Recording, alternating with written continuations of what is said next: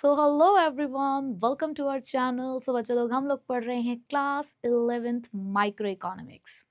तो बच्चों, आज की क्लास में हम लोग अपने यूनिट 2 को ही कंटिन्यू करेंगे, जिसका एक पार्ट कंज्यूमर इक्विलिब्रियम हम लोगों ने लास्ट क्लास में कंप्लीट किया है। आई होप कि वहाँ पे जितना भी कुछ आपको पढ़ाया गया है वो सारी चीज़ें आपको क्लियर होंगी। अगर कोई कन्फ्यूजन है तो आप हमारे आरकेजी बैच के अंदर अपने डाउट्स पूछ सकते हैं, जिसकी डिटेल्स हम लोगों ने आपको अपनी जब परिणाम सीरीज़ हमने लॉन्च करी थी उसी में हम लोग ने आपको सारी डिटेल्स बताई थी कि किस तरीके से आपको हमारा बैच ज्वाइन करना है हमारी आरकेजी ऐप को डाउनलोड करके। तो अगर आपको कोई भी डाउट होता है तो वो आप वहाँ पर हमसे पूछ सकते हैं, और उसी क्लास के रिगार्डिंग जो भी नोट्स होते हैं, जो भी मोस्ट इंपॉर्टेंट क्वेश्चन होते हैं, वो उसी दिन आपको मेरे इंस्टाग्राम पर मिल जाते हैं। तो आई होप कि अब तक ये सारी चीज़ों को आप फॉलो करते आ रहे होंगे और अपनी तैयारी भी कर रहे होंगे। तो बच्चों, आज कंटिन्यू करते हैं यूनिट 2 को डिमांड वाले पार्ट के साथ। तो फटाफट से लगा दीजिए अपनी अटेंडेंस, फिर स्टार्ट करते हैं ये बहुत ही बढ़िया वाला चैप्टर। चलिए बच्चों, चैप्टर की स्टार्टिंग करते हैं। और जैसे कि चैप्टर का नाम है डिमांड, ये यूनिट पूरी तरीके से कंज्यूमर्स को फोकस करके बनाई गई है, जिसके अंदर हम लोग सिर्फ कंज्यूमर का बिहेवियर ही समझ रहे हैं। तो सबसे पहले पार्ट में कंज्यूमर इक्विलिब्रियम के अंदर किस तरीके से कंज्यूमर बिहेव करता है, बेसिकली उसे क्या चाहिए कंज्यूमर को। एज अ कंज्यूमर हम सभी लोगों को क्या चाहिए कि जितना हमारी जेब से पैसा निकला है उतने के बराबर हमें बेनिफिट मिल जाए, यानी कि हमें मिल जाए सेटिस्फैक्शन। तो उस चैप्टर ने हमें सिर्फ ये बताया कि एक कंज्यूमर किस तरीके से अपने मैक्सिमम सेटिस्फैक्शन को देखता है। अब यहाँ पर हम उसी कंज्यूमर की डिमांड को देखने वाले हैं कि हमारी मार्केट के अंदर एक कंज्यूमर डिमांड के साथ किस तरीके से, मतलब डिमांड को किस तरीके से इन्फ्लुएंस करता है, उसके बिहेवियर का डिमांड पे कैसा फर्क पड़ता है, बेसिकली वो हम यहाँ पर समझने वाले हैं। तो सबसे पहले हमें डिमांड को ही समझना होगा कि व्हाट इज डिमांड। अब देखो, अगर मैं आप लोगों से पूछूं कि बच्चे आपकी डिमांड क्या है, तो आप तो कह दोगे कि हमारी डिमांड आईफोन का लेटेस्ट मॉडल खरीदने की है, हमारी डिमांड एक बहुत बड़ा बंगला खरीदने की है, हमारी डिमांड है कि हाँ हम लोग वर्ल्ड टूर पर जाएं। तो क्या ये सारी चीजों को हम डिमांड कह सकते हैं? बेटा, सपने हैं सपने तुम्हारे, और वो सपने तुम्हें पूरे करने पड़ेंगे। तो ठीक है, आपकी इच्छा तो है कि आपको ये काम करना है। मैंने भी एक दिन मैं एक सॉन्ग देख रही थी, उसमें लैम्बोर्गिनी मैंने देखी, तो मैंने भी बोल दिया सबके सामने कि मेरी डिमांड है लैम्बोर्गिनी की। लेकिन जब मेरे बराबर में ही एक पर्सन ने मुझे बताया कि क्या तुम्हें ये पता है कि लैम्बोर्गिनी की कीमत कितनी है, मैंने कहा नहीं, मैं तो ये सिर्फ यही तो बोल रही हूँ कि मेरी डिमांड है लैम्बोर्गिनी की, मुझे उससे कीमत से क्या मतलब है। तो उन्होंने कहा उसकी कीमत 4 से 5 करोड़ की आती है। तो क्या तुम्हारी जेब में 4 से 5 करोड़ रुपए हैं? मैंने कहा नहीं। तो उन्होंने मुझे तुरंत टोक दिया कि ये तुम्हारी फिर डिमांड नहीं है। क्या है? मैंने कहा फिर ये मेरी क्या है? कह रही ये तुम्हारी सिर्फ इच्छा है, डिजायर है, तुम्हारा सपना है। अगर तुम्हें इसे पूरा करना है तो तुम्हें यहाँ पर जेब में 4 से 5 करोड़ रुपए रख कर भी लेके जाने पड़ेंगे। सिर्फ ये कह देना कि हमें ये चीज चाहिए, ये हमारी डिमांड है, उसे हमारे इकोनॉमिक सेंस में डिमांड नहीं कहते हैं। पर हाँ, वहीं पे अगर मैं कह दी कि यार मुझे ना एक 100 रुपए का रजिस्टर खरीद के लेकर आना है, वो मेरी डिमांड है, तो भाई ठीक है, मैं 100 रुपए खर्च कर सकती हूँ। 100 रुपए मेरी जेब में है, मुझे पता भी है कि रजिस्टर की कीमत 100 रुपए है, और उस रजिस्टर को खरीदना मैं चाहती भी हूँ और खरीदने लायक भी हूँ, यानी कि मैं पैसा खर्च कर सकती हूँ उतना। तो ये मेरी डिमांड है। तो जब भी इकोनॉमिक्स में डिमांड की बात होती है ना बच्चों, तो डिमांड हमारे सामने 3 चीजों को लेकर आता है। वो 3 चीजें क्या है? सबसे पहली चीज तो आपके पास विलिंगनेस होनी चाहिए। अब ऐसे मान लो, मार्केट में तो न जाने कितनी सारी चीजें अवेलेबल है ना, और ऐसी बहुत सारी चीजों को खरीदने की क्षमता भी हम रखते होंगे। ऐसा तो नहीं है कि बाजार में जितनी भी चीजें मिल रही है हम सबको खरीद ही नहीं सकते। बहुत सारी चीजें मिलती हैं जिसको आप खरीद सकते हो, यानी कि आपकी जेब में उतना पैसा तो है लेकिन आप खरीदना चाहते ही नहीं हो। जब आप मान लो किसी शोरूम में गए कोई एक कार खरीदने के लिए, वहां पर बहुत सारी कार ऐसी थी जो आपके बजट में आती थी। आप एक 10 लाख की कार खरीदने गए हो, लेकिन वहां पे 5 लाख की कार भी थी, 6 लाख की कार भी थी, बट आप उसे खरीदना चाहते नहीं हो। तो क्या वो आपकी डिमांड है? नहीं। तो सबसे पहली चीज तो डिमांड आती है विलिंगनेस से। आपकी इच्छा है उस चीज को खरीदने की, बट सिर्फ विलिंगनेस से काम नहीं चलता बेटे। विलिंगनेस से तो बिल्कुल भी काम नहीं चलने वाला। आपको कुछ कर दिखाना है। अपनी विलिंगनेस के साथ एबिलिटी जोड़नी है। क्या जोड़नी है? एबिलिटी, कि आप खरीद सकते हो। पर अगर खरीद नहीं सकते हो, सिर्फ विलिंगनेस है, तो वो तुम्हारी डिमांड नहीं है, वो तुम्हारा सपना है जिसे तुम्हें कड़ी मेहनत से ही पूरा करना पड़ेगा। ठीक है। अब तीसरी चीज क्या है? तीसरी चीज होती है बेटा प्राइस। आप किसी भी चीज को इकोनॉमिक्स में डिमांड सिर्फ तब कहते हो जब आप उस चीज को खरीदना चाहते हो, खरीद सकते भी हो, और एक कीमत आपको उसकी पता हो कि वो चीज कितनी प्राइस की है मार्केट के अंदर, अभी प्रिवेलिंग प्राइस उस चीज का मार्केट के अंदर क्या है, वही आपकी डिमांड को रिप्रेजेंट करता है। तो बस एक ना एक दिन ये जो मैंने अपनी इच्छा जाहिर करी कि मुझे लैम्बोर्गिनी खरीदनी है, एक दिन मेरी विलिंगनेस के साथ जरूर मेरी एबिलिटी जुड़ेगी और मुझे प्राइस भी वहां पर पता होगी, तो फिर उस दिन वो जो मैंने वहां पर स्टेटमेंट दी वो मेरी डिमांड बन जाएगी और ये हम भी हासिल करेंगे। आप अपने अच्छे मार्क्स हासिल करिए, मैं अपने ड्रीम्स को हासिल करूंगी और उसको क्या बनाऊंगी, डिमांड। तो आप भी अपने इच्छाओं को क्या बनाएंगे, डिमांड, जहां पर कितने एलिमेंट्स प्रेजेंट होंगे, 3, विलिंगनेस, एबिलिटी और प्राइस। ठीक है, तो देखिए जरा यही बातें यहाँ पर लिखी हुई है कि demand is not just the desire और विश। डिमांड कभी भी आपकी जो इच्छाएं आपकी आती है ना अंदर से निकल निकल के, तो वो इच्छा को आप डिमांड नहीं कहते हो। डिमांड के लिए तो आपकी डिजायर, आपकी विलिंगनेस और आपकी एबिलिटी होनी चाहिए। जैसे कि यहाँ पर एग्जाम्पल में भी लिखा हुआ है कि सोहन को फरारी चाहिए, ठीक है, लेकिन उसको ये नहीं पता उस टाइम पे, वो ये बोलते हुए सोच ही नहीं रहा कि उस चीज की प्राइस क्या है, तो वो उसकी डिजायर है। लेकिन जब उसे ये पता चला कि फरारी की कॉस्ट 2 करोड़ रुपए है, तो क्या अब उसकी जेब में वो 2 करोड़ रुपए है या नहीं? अब यहाँ पर उसकी एबिलिटी को हमने चेक करना है, तो उसकी एबिलिटी नहीं थी, तो ये उसकी फिर डिमांड भी नहीं थी। ठीक है, तो समझ में आ गया डिमांड की डेफिनेशन क्या होती है। तो अगर हम इसको और थोड़ा सा अच्छे शब्दों में अगर बोलें, so demand shows the different quantities at different price level. Demand क्या शो करता है कि डिफरेंट क्वांटिटीज जो हमारे पास मार्केट में अवेलेबल हैं एट डिफरेंट प्राइस, जिसको आप खरीद पा रहे हो, वो आपकी डिमांड को रिप्रेजेंट करता है। ठीक है, तो डिमांड एक बहुत ही वाइडर स्कोप होता है। जैसे कि आप 5 यूनिट खरीद रहे हो 10 रुपए के हिसाब से, 8 यूनिट खरीद रहे हो 8 रुपए पे, या 10 यूनिट खरीद रहे हो 6 रुपए में, तो ये आपकी डिमांड को रिप्रेजेंट करता है। ठीक है, अब अगला इंपॉर्टेंट टॉपिक है हमारे पास, फैक्टर्स अफेक्टिंग डिमांड, या मैं बोलूं डिटर्मिनेंट्स ऑफ डिमांड, दोनों बातें सेम है। ठीक है, अब हमारे पास डिमांड को अफेक्ट करने के कुछ फैक्टर्स हैं, तो वन बाय वन आप मेरे साथ में उस फैक्टर को समझकर चलेंगे। जैसे कि पहला फैक्टर है प्राइस ऑफ कमोडिटी इटसेल्फ, या मैं बोलूं प्राइस ऑफ द गुड, मतलब जिस सामान को आप खरीदने जा रहे हो उसकी खुद की प्राइस ही उसके डिमांड को अफेक्ट करती है। कैसे? बहुत ही लॉजिकल चीज है ये, बहुत ध्यान से आप लोगों को इस चीज को समझना है। देखो, मार्केट में एक टाइम हमेशा ऐसा आता है जब मार्केट में टमाटर बहुत महंगे हो जाते हैं, है ना। आपने देखा होगा एक सीजन में एक पल जरूर ऐसा आता है 1 से 2 महीने के लिए, जब टमाटर मार्केट में बहुत महंगे मिलने शुरू हो जाते हैं। तो मान लो स्टार्टिंग में जो टमाटर की प्राइस थी वो थी मार्केट में 20 रुपए किलो। ठीक है, जब 20 रुपए किलो थी तो बहुत ज्यादा नहीं थी, अच्छे से भर भर के टमाटर जो है वो सब्जियों में डाले जा रहे थे, सलाद में भी खाए जा रहे थे, और मस्त टमाटर का जो था वो पूरा इस्तेमाल हो रहा था। लेकिन जब यही टमाटर की प्राइस बढ़कर 20 से 100 रुपए हो गई, तो मम्मियों ने ना, जहां एक सब्जी में वो 4 टमाटर डाल रही थी, उन्होंने 2 करने शुरू कर दिए, 3 करने शुरू कर दिए। यानी कि जैसे ही प्राइस बढ़ी ना, तुम्हारे घर में जो सामान पहले ज्यादा क्वांटिटी में आता था, अब वो कम क्वांटिटी में आना शुरू हो जाता है। क्योंकि भाई देखो ना, आप खरीद ही नहीं पाओगे ना ज्यादा, क्योंकि हम यहाँ पे इनकम तो हमेशा कह देते हैं कि गिवन है और फिक्स है ना। अब जैसे कि मान लो हमारे राजू को 20 रुपए मिले, ठीक है, राजू को 20 रुपए मिले, और हमारा राजू थोड़ा पढ़ा लिखा बच्चा भी है, बहुत अच्छे तरीके से पढ़ाई करता है, तो उस 20 रुपए से राजू को पेन खरीदना था। तो राजू क्या कर रहा था भाई, राजू जो है 5-5 रुपए वाले 4 पेन खरीद के लेकर आया 20 रुपए में, तो 20 रुपए में तो 5-5 वाले 4 पेन आ जाएंगे। बट अचानक से क्या हुआ, जिस पेन को राजू इस्तेमाल करता था, अचानक से उसकी जो कीमत है वो बढ़ गई, वो 5 से 10 रुपए का हो गया। अब जब वो 5 से 10 रुपए का हो गया, तो अब आप मुझे बताओ राजू कितनी क्वांटिटी लेकर आ पाएगा, सिर्फ 2। तो यहाँ से हमने क्या सीखा कि जैसे जैसे प्राइस बढ़ती है ना, हमारी जो क्वांटिटी डिमांडेड होती है वो कम हो जाती है, क्योंकि हम नहीं खरीद पा रहे होते हैं।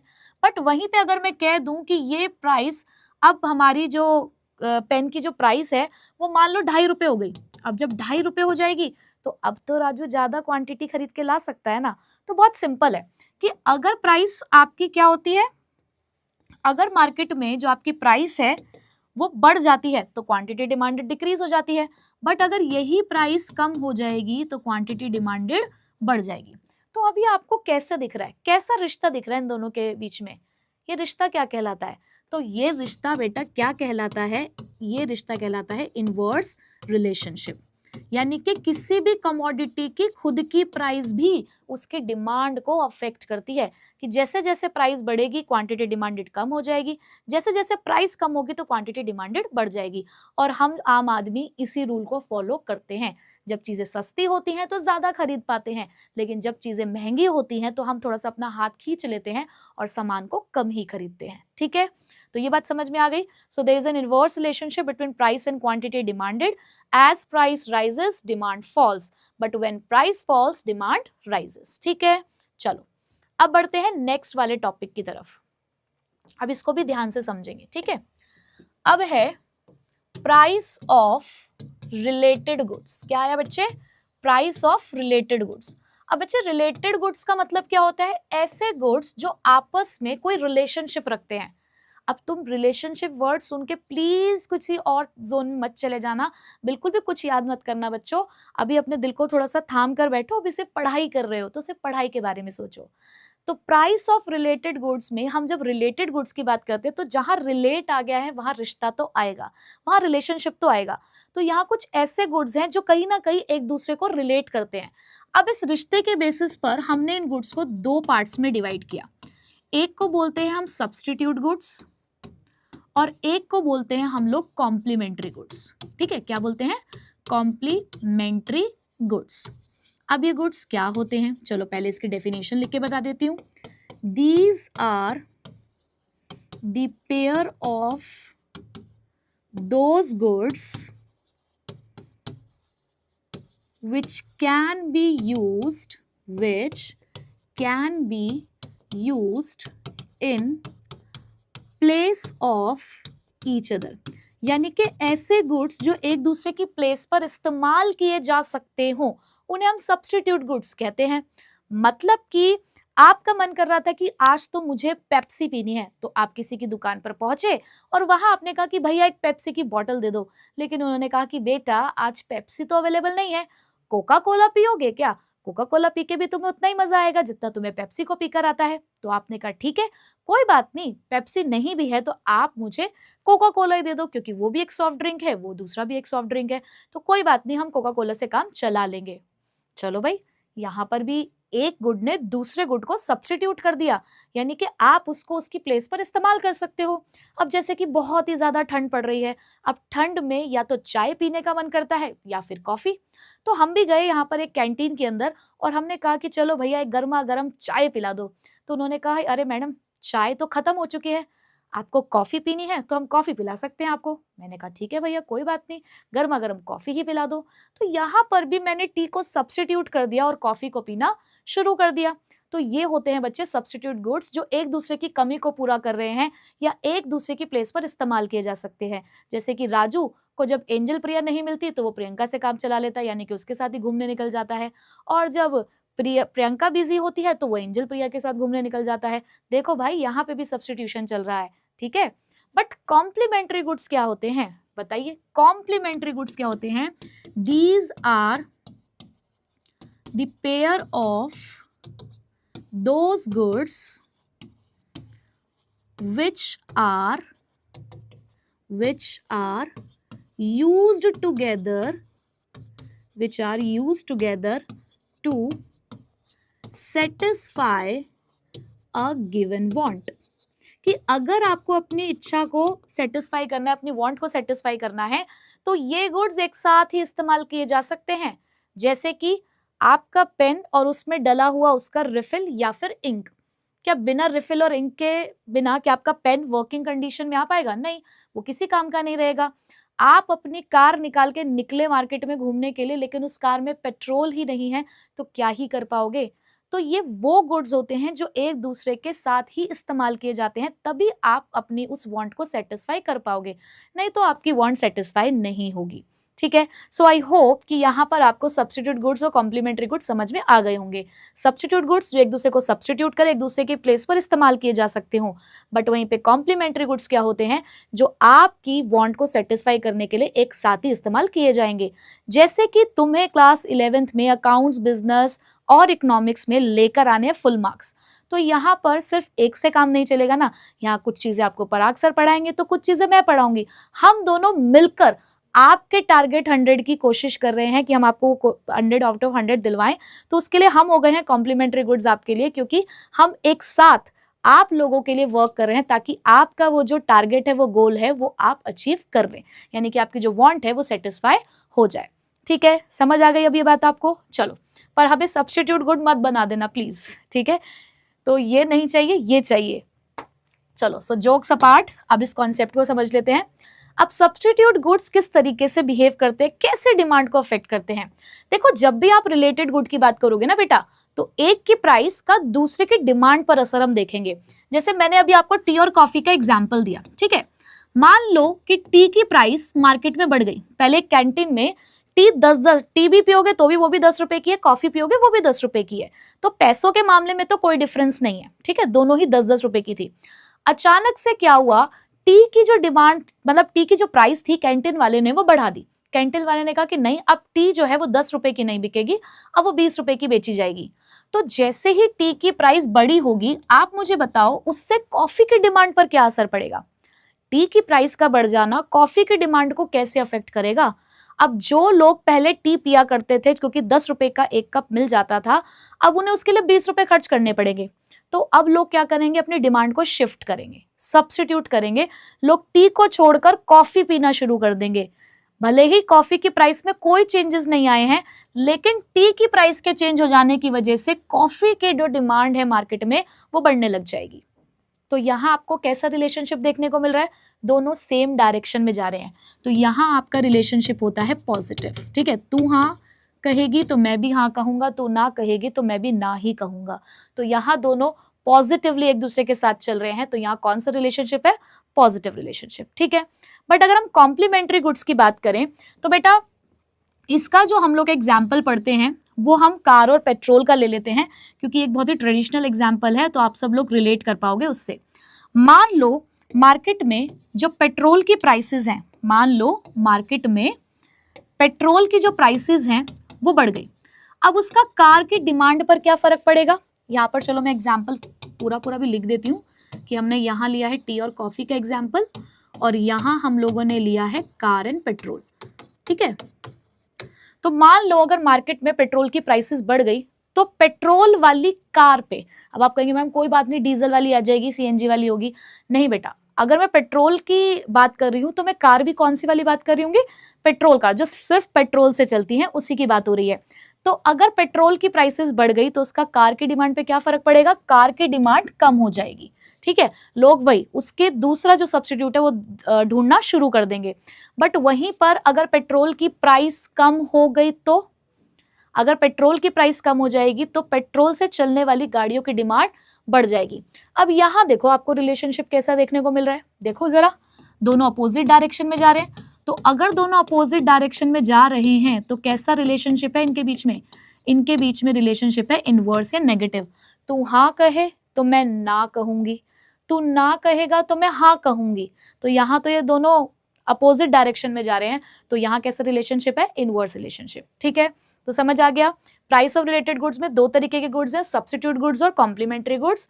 सब्स्टिट्यूट गुड्स वो गुड्स होते हैं जो एक दूसरे के प्लेस पर इस्तेमाल किए जा सकते हैं। कॉम्प्लीमेंट्री गुड एक साथ इस्तेमाल होते हैं। सब्स्टिट्यूट गुड्स में डायरेक्ट रिलेशनशिप होता है पॉजिटिव, और हमारे कॉम्प्लीमेंट्री गुड्स में इनवर्स रिलेशनशिप, ठीक है? आई होप कि ये वाला पार्ट आपको समझ आ गया होगा। नेक्स्ट पॉइंट पे चलते हैं बच्चों। अब आती है बारी हमारी इनकम ऑफ द कंज्यूमर, ठीक है? अब इनकम ऑफ द कंज्यूमर को बच्चों अगर हम समझें तो इनकम के बेसिस पर हम गुड्स को दो कैटेगरी में डिवाइड कर देते हैं, ठीक है? दो कैटेगरी में डिवाइड कर देते हैं। एक को हमने नाम दिया नॉर्मल गुड्स और एक को हमने नाम दिया इंफीरियर गुड्स, ठीक है? अब ये नॉर्मल गुड्स और इंफीरियर गुड्स होते क्या हैं बच्चे? नॉर्मल गुड्स वो गुड्स होते हैं जिनकी डिमांड बढ़ती है विद इंक्रीज इन इनकम, जिनकी डिमांड बढ़ती है विद इंक्रीज इन इनकम। अब बच्चों इकोनॉमिक्स में ना इनकम को वाई से डिनोट करते हैं, तो मैं भी अगर यहाँ पे वाई लिखूंगी तो आपने समझ जाना है कि मैम इनकम की बात कर रही हैं, ठीक है?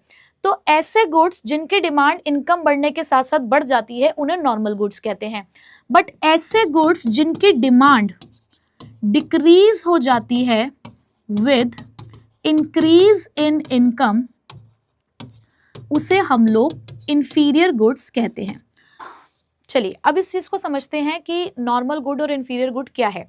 अब आप इसको ऐसे समझ सकते हो कि अगर आपको शूज खरीदने हैं, है ना, तो एक तो शूज होते हैं आपके लोकल शूज और एक होते हैं आपके ब्रांडेड वाले, है ना। एक होते हैं आपके लोकल शूज और एक होते हैं आपके ब्रांडेड वाले जो आप मस्त शोरूम से जाकर खरीदते हो, और एक शूज ऐसे हैं जो ठीक है नॉर्मल मार्केट में मिल रहे होते हैं और आप उसे खरीद के ले आते हो।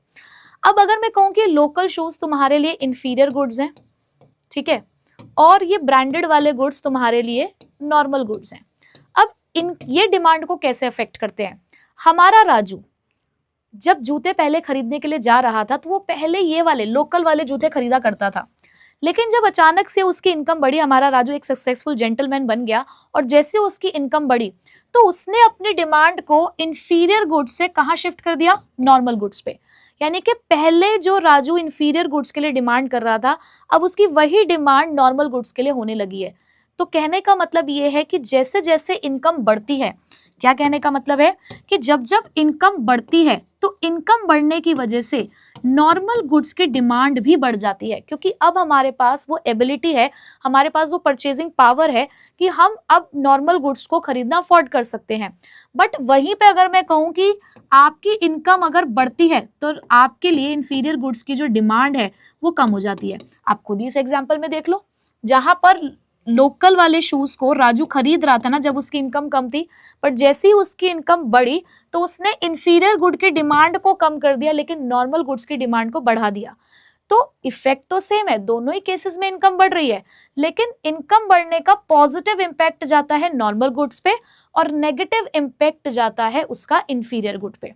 बट वहीं पे अगर मैं कहूं कि इनकम घट गई तो राजू फिर से वापस आ जाएगा लोकल वाले शूज पे, फिर से लोकल जूते की तरफ वो शिफ्ट करेगा। तो यहाँ पर देखोगे कि अगर इनकम घट जाएगी तो नॉर्मल गुड्स के लिए डिमांड भी घट जाएगी। लेकिन अगर आपकी इनकम यहाँ पर घट जाती है तो आप अपनी इंफीरियर गुड्स के लिए डिमांड को बढ़ा देते हो। क्यों? क्योंकि अब आप नॉर्मल गुड नहीं खरीद पा रहे हो, आपने अपनी नॉर्मल गुड की डिमांड को इंफीरियर गुड्स की डिमांड में कन्वर्ट कर दिया। कि पहले इनकम कम थी तो लोकल चावल खाते थे, जब इनकम बढ़ गई तो बासमती राइस खाने लगे, कोहिनूर, दावत महल ये आ रहा है तुम्हारे घर में। तो बेटा यही डिफरेंस होता है नॉर्मल गुड और इंफीरियर गुड में। तो नॉर्मल गुड इनकम के साथ पॉजिटिवली रिलेट करते हैं। इनकम के केस में इनकम और नॉर्मल गुड्स में कौन सा रिलेशनशिप होता है? Positive relationship. लेकिन वहीं पर इंफीरियर वाले केस में ये कैसा रिलेशनशिप शो करते हैं? Inverse relationship. ठीक है, आई होप यहाँ तक की बात समझ आ गई होगी।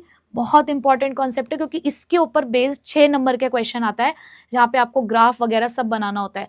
तो अगर आपने यहाँ से कॉन्सेप्ट क्लियर कर लिया तो आगे आपको कोई दिक्कत नहीं आएगी। ठीक है, उसके बाद आता है टेस्ट एंड प्रेफरेंस, कि कई बार जो हमारा कंज्यूमर होता है ना वो टेस्ट और प्रेफरेंस के अकॉर्डिंग भी अपनी डिमांड को चेंज करता है। ठीक है, अब कैसे चेंज करता है? देखो, टेस्ट और प्रेफरेंस को अगर मैं बोलूं तो एक होता है आपका किसी भी चीज को लेकर फेवरेबल टेस्ट और एक होता है अनफेवरेबल टेस्ट। अब फेवरेबल मतलब जिस चीज के लिए हमेशा तुम्हारी हाँ रहती है। अगर तुम्हें पिज्जा खाना बहुत पसंद है तो तुम हमेशा कहते हो हाँ हाँ। कभी भी कोई तुमसे पूछेगा पिज्जा खाना है? हाँ। कोई पूछेगा पिज्जा खाना है? हाँ। पिज्जा खाना है? हाँ। पर कोई चीज ऐसी है जो तुम्हें बिल्कुल पसंद नहीं है, तुम्हें मान लो चिली पटेटो पसंद नहीं है, तो कोई जब भी तुमसे पूछे चिली पटेटो खाना है? ना। चिली पटेटो खाना है? ना। चिली पटेटो खाना है? ना। तो जहां हाँ है वो फेवरेबल है और जहां ना है वो अनफेवरेबल है। समझ गए आप इस बात को? तो फेवरेबल टेस्ट और ट्रेंड जो है वो आपकी डिमांड को हमेशा बढ़ाकर रखता है क्योंकि वहां हमेशा आपकी हाँ है। बट अगर वहीं पे आपका किसी भी चीज को लेकर अनफेवरेबल टेस्ट है, आपको नहीं पसंद आती है वो चीज, बस कभी कभी क्या है कि ठीक है मजबूरी है, कभी लेनी पड़ भी जाती है, खानी पड़ भी जाती है, लेकिन आपके लिए उस चीज की जो डिमांड है वो क्या है? हमेशा कम रहती है। तो फेवरेबल वाले केस में डिमांड हाई रहेगी, अनफेवरेबल वाले केस में डिमांड लो रहेगी। ठीक है, उसके अलावा कुछ अदर फैक्टर्स भी हो सकते हैं, जैसे कि पॉपुलेशन ग्रो हो गई तो डिमांड ऑटोमेटिकली बढ़ जाएगी क्योंकि लोग बढ़ गए हैं। एडवर्टाइजमेंट, ट्रेंड या हैबिट वाली चीजों के अंदर भी कई बार क्या होता है कि हमारी जो डिमांड है वो चेंज हो जाती है। हम किसी एडवर्टाइजमेंट से इन्फ्लुएंस हो रहे हैं तो हम यहाँ पर डिमांड कर रहे हैं। ठीक है, गवर्नमेंट की पॉलिसी भी कई बार जो हमारी डिमांड है उसको अफेक्ट करती है। अगर किसी चीज पे टैक्स ज्यादा लगाया जाएगा तो हम उस चीज को कम खरीदना पसंद करेंगे क्योंकि हमारा खर्चा ज्यादा हो रहा है। सब्सिडी दे दी, लेकिन अगर गवर्नमेंट ने छूट दे दी, हमें उस पर डिस्काउंट्स अलाउड कर दिए, तो ऐसे में वो सामान हमारे लिए सस्ता हो जाएगा तो हम डिमांड बढ़ा देंगे। तो ये कुछ अदर फैक्टर्स हैं जो हमारी डिमांड को अफेक्ट कर सकते हैं। बट इन टोटल अगर हम बोलें तो डिमांड इन सभी चीजों पर डिपेंड करती है। कमोडिटी की खुद की प्राइस, जहां पर उसका इनवर्स रिलेशनशिप है कि प्राइस बढ़ेगी तो क्वांटिटी डिमांडेड घट जाएगी। प्राइस ऑफ रिलेटेड गुड्स, यानी कि दो तरीके के गुड्स, सब्स्टिट्यूट गुड्स और complementary goods. Income of the consumer, जहां पर नॉर्मल गुड्स आते हैं और इन्फीरियर गुड्स आते हैं। टेस्ट ऑफ प्रेफरेंसेस, यानी कि हमारा टेस्ट कैसा है किसी कमोडिटी को लेकर, या कुछ अदर फैक्टर्स। ठीक है, ये बात समझ आ गई सबको। अब अगर आपने फैक्टर्स अफेक्टिंग डिमांड पढ़ लिए तो डिटरमिनेंट्स ऑफ मार्केट डिमांड में कोई फर्क नहीं है, सिर्फ एग्रीगेट की बात करनी होगी। तो सबसे पहले समझते हैं कि मार्केट डिमांड क्या है। बेटा देखो, जब मैं सिर्फ एक ही कंज्यूमर के बारे में बात कर रही हूं तो वो इंडिविजुअल डिमांड है, बट जब मैं एक मार्केट में आने वाले सभी कंज्यूमर्स की बात कर लूं, यानी कि जितने भी कंज्यूमर एक मार्केट में अवेलेबल हैं, उन सभी की डिमांड का अगर मैं टोटल कर दूं तो वो मेरी मार्केट डिमांड कहलाती है। और मार्केट में भी जो डिमांड है वो अफेक्ट होगी उन्हीं सब फैक्टर से जिस फैक्टर से आपकी इंडिविजुअल डिमांड अफेक्ट होती है। सीधी सी बात है ना, जो चीज एक कंज्यूमर कर रहा है वही चीज तो सारे ही कंज्यूमर कर रहे हैं। अगर एक कंज्यूमर प्राइस कम होने पर ज्यादा डिमांड करता है तो ऐसा बिहेवियर सभी रैशनल कंज्यूमर्स का होता है, बट हाँ कुछ केसेस में हम ऐसा बिहेव नहीं करते तो वो एक्सेप्शनल केसेस हैं। But in general, in totality हम सभी कंज्यूमर इसी तरीके से बिहेव करते हैं कि जब चीजें सस्ती होती है तभी हम उसे ज्यादा खरीदना पसंद करते हैं। ठीक है, तो सेम ही पॉइंट्स मिलेंगे। देखो यहाँ पर भी आपको फिर प्राइस ऑफ कमोडिटी इटसेल्फ की यहाँ पर इनवर्स रिलेशनशिप है, प्राइस बढ़ेगी तो डिमांड आपकी घट जाएगी। ठीक है, उसके बाद कंज्यूमर की इनकम दो तरीके की हमें देखने को मिलती है, नॉर्मल और इन्फीरियर। नॉर्मल वाले केस में जैसी इनकम बढ़ेगी डिमांड बढ़ जाएगी, इन्फीरियर वाले केस में जैसी इनकम बढ़ेगी डिमांड कम हो जाएगी। ठीक है, उसके बाद change in price of related goods, वही दो तरीके के आपके गुड्स होंगे, सब्स्टिट्यूट गुड्स और कॉम्प्लीमेंट्री गुड्स। अगर टी की प्राइस बढ़ी कॉफी की डिमांड भी बढ़ जाएगी, बट कॉम्प्लीमेंट्री गुड की बात करूं तो पेट्रोल की प्राइस अगर बढ़ी तो कार की डिमांड घट जाएगी। ठीक है, आप सिर्फ एग्जाम्पल्स को माइंड में रखना हमेशा, तो आप कॉन्सेप्ट नहीं भूलोगे उसका। ठीक है, अपने आप लिखना है। टेस्ट एंड प्रेफरेंस, अगर किसी चीज के लिए टेस्ट फेवरेबल है तो ओवरऑल मार्केट डिमांड बढ़ेगी। मार्केट में सभी लोग पसंद कर रहे हैं किसी एक चीज को, एक जीन्स का फैशन आया और मार्केट में सभी लोग उस जीन्स को प्रेफर कर रहे हैं तो उस जीन्स की डिमांड मार्केट में क्या हो जाएगी, बढ़ जाएगी। बट वहीं पे वो फैशन आउट हो गया, पुराना हो गया, किसी को नहीं पसंद आ रही वो पर्टिकुलर जीन्स या वो वाला ट्रेंड जो चल रहा है जीन्स का, तो किसी को पसंद नहीं आ रही, अनफेवरेबल टेस्ट हो गया, तो उसकी डिमांड ऑटोमेटिकली क्या हो जाएगी, कम हो जाएगी। ठीक है, उसके अलावा पॉपुलेशन और नंबर ऑफ हाउस होल्ड्स, यानी कि जितने ज्यादा लोग होंगे, पहले 10 लोग थे अब 20 लोग हो गए मार्केट के अंदर, तो ऑब्वियस सी बात है जो ओवरऑल डिमांड है वो इंक्रीज ही होगी। Distribution of income and wealth, यानी कि किस तरीके से इनकम का डिस्ट्रीब्यूशन हुआ है। अगर इक्वल इनकम डिस्ट्रीब्यूशन है तो बहुत सारे लोग जो हैं वो खरीदेंगे सामान, क्यों, क्योंकि सबकी बाइंग पावर होगी, परचेजिंग पावर, खरीदने की क्षमता। बट वहीं पे अनइक्वल डिस्ट्रीब्यूशन कर रखा है तो सिर्फ जो अमीर लोग हैं वही ज्यादा डिमांड शो कर पाएंगे, जो हमारे कह सकते हो कि लोअर इनकम ग्रुप जो है हमारा, वो ज्यादा लग्जरीज वगैरह इन सब चीजों को डिमांड नहीं करेंगे क्योंकि उनकी अफोर्डेबिलिटी नहीं होगी। ठीक है, गवर्नमेंट की पॉलिसी, ओवरऑल गवर्नमेंट ने किसी एक पर्टिकुलर चीज के ऊपर टैक्स को घटा दिया तो उस चीज की डिमांड बढ़ जाएगी मार्केट में, लेकिन वहीं पर गवर्नमेंट सब्सिडी अलाउड कर रही है तो उसकी वजह से भी डिमांड बढ़ सकती है। ठीक है, चलो ये तो बहुत सिंपल से कॉन्सेप्ट। अब आता है हमारा लॉ ऑफ डिमांड। अब बच्चे जब लॉ, फिर से वही बात, जब आप लॉ पढ़ेंगे तो हम कुछ अजम्पशंस के साथ पढ़ेंगे। हमें सिर्फ ये पढ़ना है लॉ ऑफ डिमांड में कि हमारे डिमांड जो है वो कैसे अफेक्ट होती है, कैसे बिहेव करती है। तो बेटा उस डिमांड के लॉ को पढ़ने के लिए पहले कुछ अजम्पशंस आपको यहाँ पर पढ़नी होंगी, जिसमें पहली अजम्पशन क्या है कि हम ये मानकर चल रहे हैं कि इनकम लेवल जो है वो कांस्टेंट है, कि अगर हमने 50 रुपए के साथ शुरुआत करी है इसको पढ़ने की तो हमारे वो 50 रुपए ही रहेंगे, इनकम को हम चेंज नहीं करेंगे, कांस्टेंट है। हम यहाँ पे टेस्ट, हैबिट और प्रेफरेंस को भी कांस्टेंट मान के चल रहे हैं कि वो चेंज नहीं हो रहा, रिलेटेड गुड की प्राइस चेंज नहीं हो रही, फ्यूचर प्राइसेस में कोई चेंजेस नहीं आने वाले हैं, पॉपुलेशन नहीं चेंज हो रही है, सब्स्टिट्यूट गुड्स नहीं इंट्रोड्यूस किए जा रहे मार्केट के अंदर, और इनकम का जो डिस्ट्रीब्यूशन है वो भी सेम है। तो ये सारी चीजें कांस्टेंट है यानी कि सेम है। तो अब इससे हमारी डिमांड पर क्या फर्क पड़ता है। तो अब क्या कहा गया है लॉ ऑफ डिमांड के अंदर, सबसे पहले तो उन्होंने ये बोला अदर थिंग्स बीइंग कांस्टेंट। तो ये जो अदर थिंग्स बीइंग कांस्टेंट बोला गया ना बेटा, ये उन अजम्पशंस के लिए बोला गया कि क्या हमने कांस्टेंट माना है, और इसके लिए आपने एक वर्ड भी पढ़ा होगा जब आपने डिटेल में लेक्चर्स को अटेंड किया होगा, सेट्रस पेरिबस, यानी कि इसका मतलब ही होता है other things being constant, quantity demanded is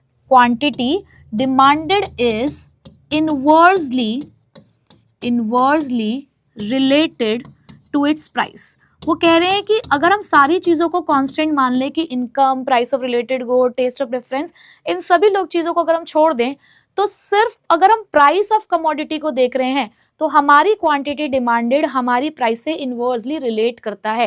यानी कि बहुत ही सरल शब्दों में अगर हम कहें तो उसके बीच में इनवर्स रिलेशनशिप होता है कि अगर प्राइस बढ़ेगी तो क्वांटिटी डिमांडेड हमारी घट जाएगी, बट अगर प्राइस कम होगी तो क्वांटिटी डिमांडेड हमारी बढ़ जाएगी, सिर्फ कमोडिटी की खुद की प्राइस।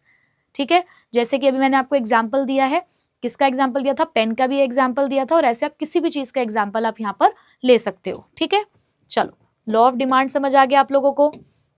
यहाँ से क्या सीखा हमने, other things being constant, quantity demanded और प्राइस के बीच में कैसा रिलेशनशिप है, इनवर्स रिलेशनशिप है। ठीक है, अब जैसे कि देखो यहाँ पर मिल्क की प्राइस दे रखी है आपको 5 रुपए लीटर, देखो पता नहीं कौन से जमाने की प्राइस है, 5 4 3 2। अब आप देखो हर एक पॉइंट पे प्राइस कम हो रही है, और जैसे जैसे प्राइस कम हो रही है हम अपनी क्वांटिटी डिमांडेड को क्या कर रहे हैं, बढ़ाते चले जा रहे हैं। ठीक है, तो इसने ये बता दिया कि जैसे ही प्राइस 5 से 2 हुई, 5 से 2 पे जब आप पहुंचे तो आपकी क्वांटिटी डिमांडेड बढ़ गई, जहां पहले 2 लीटर खरीदे थे अब वहां पर आप 8 लीटर खरीदने लगोगे। ठीक है, तो कैसा रिलेशनशिप है यहाँ पे, इनवर्स रिलेशनशिप है। अब आता है कि डिमांड कर्व कैसा होगा। अब डिमांड कर्व कैसा होगा तो उसके लिए तो चलो पहले डिमांड कर्व को बनाना सीखते हैं कि डिमांड कर्व कैसे बनता है। ठीक है, चलो थोड़ी सी जगह ढूंढेंगे फिर उसके बाद पढ़ेंगे। चलो देखो, अब इसी के साथ आया डिमांड स्केड्यूल। अभी जो मैंने आपको एक टेबल दिखाई थी, डिमांड स्केड्यूल बताता है different quantities of a commodity at different price, कि जब अलग अलग प्राइस पे आपको अलग अलग क्वांटिटीज दिख रही होती है ना बेटा, वही आपका डिमांड स्केड्यूल होता है। तो a demand schedule is a table showing the different quantities of a product at which the consumer is willing to buy at different prices, जिसे कंज्यूमर खरीदना चाहता है अलग अलग प्राइस पे, और कैसा रिलेशनशिप शो होता है वहां पर, इनवर्स रिलेशनशिप। अब ये भी दो तरीके के होते हैं, इंडिविजुअल डिमांड स्केड्यूल और मार्केट डिमांड स्केड्यूल।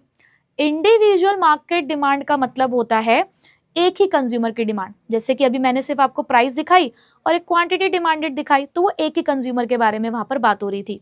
बट अगर हम अलग अलग कंज्यूमर्स को यहाँ पर डिमांड उसकी शो करेंगे तो वो मार्केट डिमांड बन जाएगा। कैसे, ये देखो यहाँ पर प्राइस है और सिर्फ मोहन की डिमांड ही शो हो रही है, तो ये इंडिविजुअल डिमांड स्केड्यूल है। बट वहीं पर अगर मैं मोहन के साथ सोहन को भी ऐड कर दूं, और यहाँ पर प्रिया को भी ऐड कर दूं, राजू को भी ऐड कर दूं, और इन सभी के डिमांड का अगर मैं टोटल कर दूं तो वो मार्केट डिमांड बन जाएगा। देखो जैसे कि यहाँ पर बनाया गया है, हमने मोहन और सोहन दोनों की डिमांड को जब प्लस किया 2 + 1 तो हमें 3 मिला, और वो 3 क्या है हमारा, मार्केट डिमांड। फिर 3 + 2 ये आ गया 5, फिर 5 + 4 ये आ गया 9, और 8 + 7 ये आ गया 15।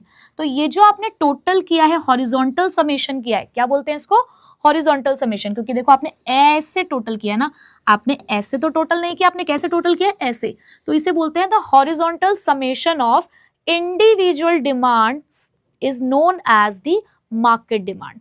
कि जब आप इंडिविजुअल डिमांड्स का टोटल कर देते हैं तब जो आपको डिमांड मिलती है वो कौन सी होती है, मार्केट डिमांड होती है। ठीक है, और अगर आपने ये स्केड्यूल दिखा दिया है अलग अलग कंज्यूमर्स के डिमांड का टेबल की फॉर्म में, तो वो आपका मार्केट स्केड्यूल कहलाएगा। ठीक है, अब इसका ग्राफिकल प्रेजेंटेशन भी देख लें। अच्छा, इसके अंदर ये चीज आपको ध्यान रखनी है कि ये क्या होता है, हॉरिजॉन्टल समेशन। ठीक, ये याद रखेंगे क्योंकि एमसीक्यू में आपसे पूछा जा सकता है। अब डिमांड कर्व कैसे बनता है, चलिए अब डिमांड कर्व बनाना शुरू करते हैं, बट उसके लिए हमें थोड़ी सी ड्राइंग करनी पड़ेगी। ठीक है ना, तो ड्राइंग मैंने करनी शुरू कर दी है, आप भी मेरे साथ साथ कर सकते हैं। हमने क्वांटिटी डिमांडेड एक एक्स कमोडिटी का रखा है, तो प्राइस भी हमारी एक्स कमोडिटी की ही होनी चाहिए। अब एक स्केड्यूल बना लेते हैं हाइपोथेटिकली। ठीक है, तो ये मैंने बनाना शुरू किया, मैंने प्राइस को बढ़ाया है। अगर मैंने प्राइस को बढ़ाया है तो क्वांटिटी को क्या रखना है, मुझे क्वांटिटी को मुझे कम ही करना है, क्योंकि अभी हम पढ़ के आए हैं लॉ ऑफ डिमांड में कि जैसे जैसे प्राइस बढ़ती है तो क्वांटिटी डिमांडेड घट जाती है। अब इनको ज़रा हम यहाँ पर भी प्लॉट कर दें, 10 20 40 50, और यहाँ पर भी 10 20 30 40 50। ठीक है, अब देखो जब प्राइस 10 है तो क्वांटिटी डिमांडेड कितनी है, 50। जब प्राइस 10 क्वांटिटी डिमांडेड 50, 20 पे 40, 30 पे 30 ही है, 40 पे 20 और 50 पे 10। ठीक, अब आप इसे ज्वाइन करिए,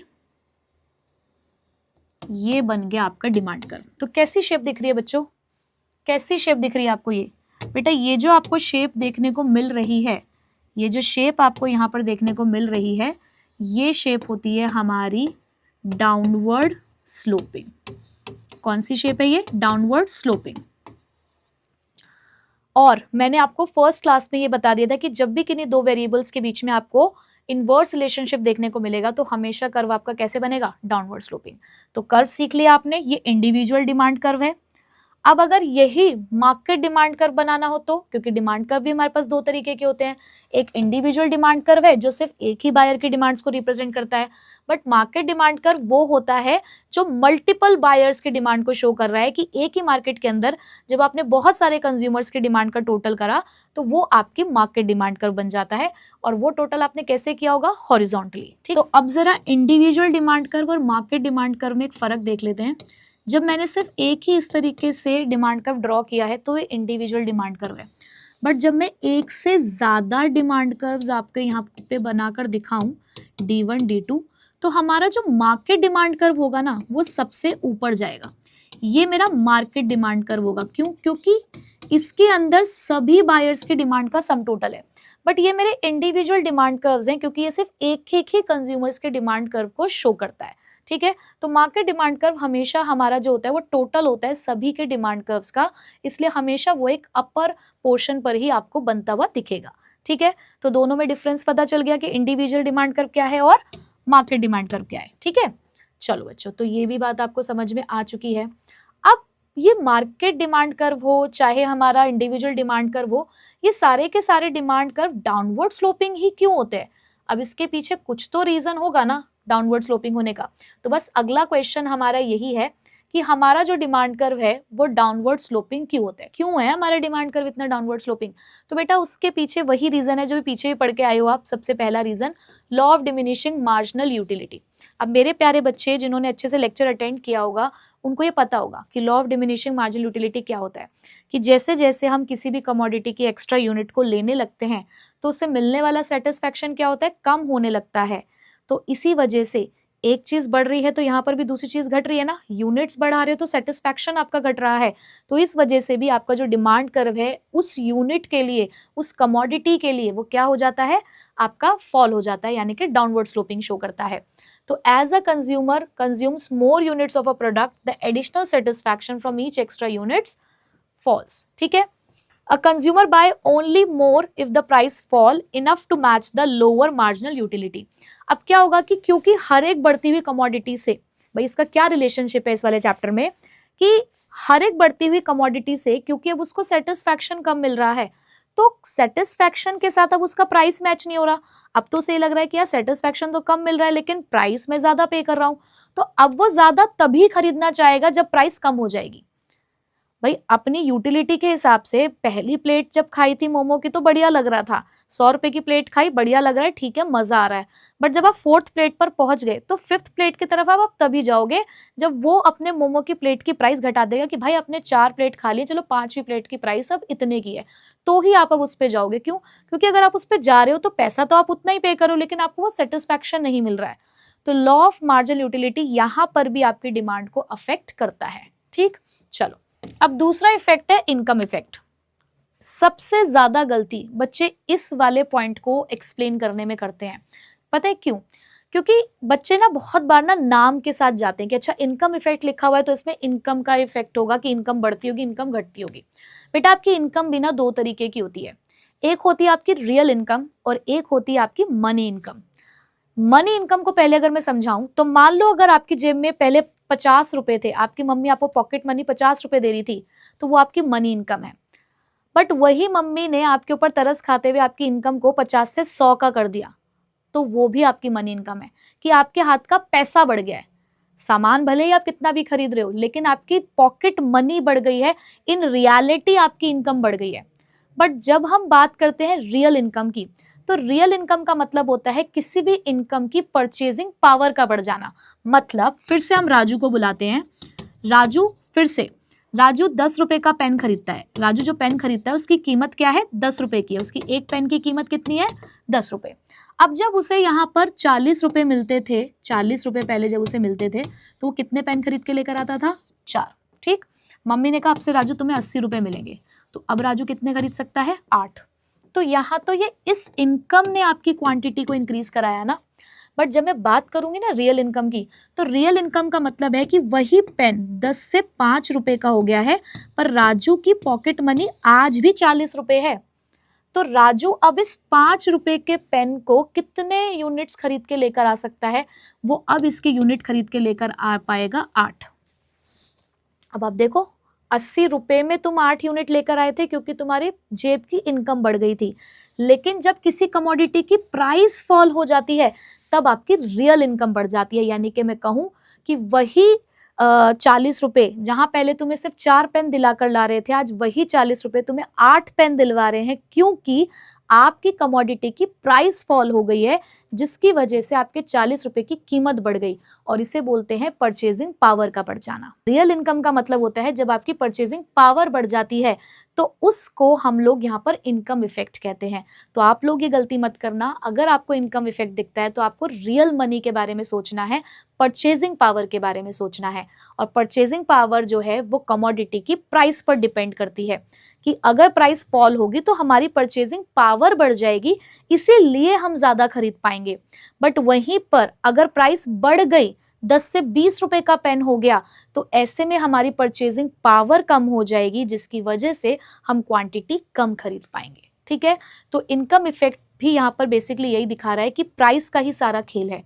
प्राइस ही बढ़ती घटती है जिसका हमारी परचेजिंग पावर पर फर्क पड़ता है, और हम जो ये है वो उसी तरीके से बिहेव करते हैं जैसा लॉ ऑफ डिमांड हमें बिहेव करने के लिए कहता है, कि प्राइस बढ़ेगी तो कम डिमांड करना, प्राइस घटेगी तो ज्यादा डिमांड करना। ठीक है, ये बात भी समझ आ गई।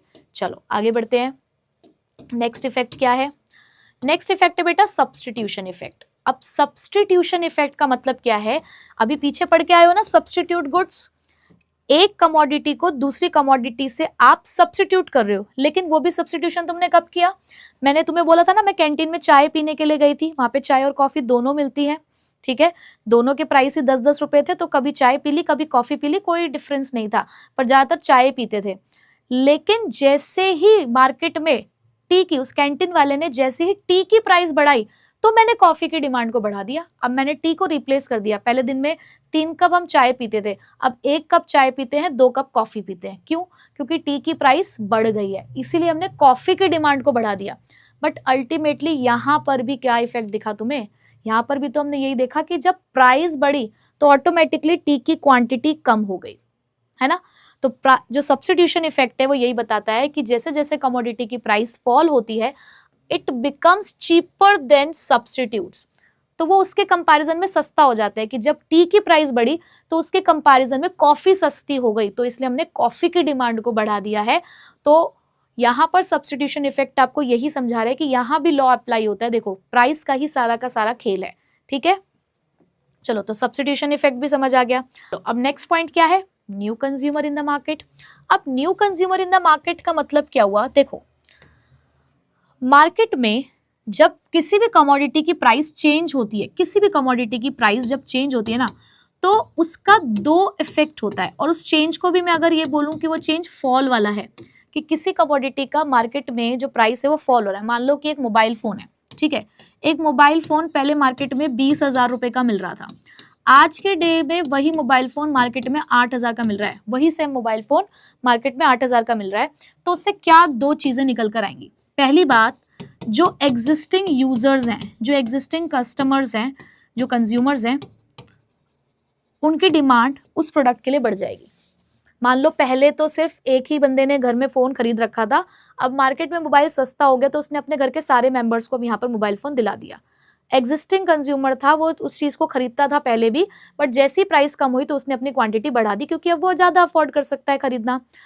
और इसके साथ साथ एक और इम्पैक्ट आएगा कि जो लोग पहले नहीं खरीद पा रहे थे इस सामान को, जो लोग पहले इस सामान को नहीं खरीद पा रहे थे, आज वो खरीद सकते हैं।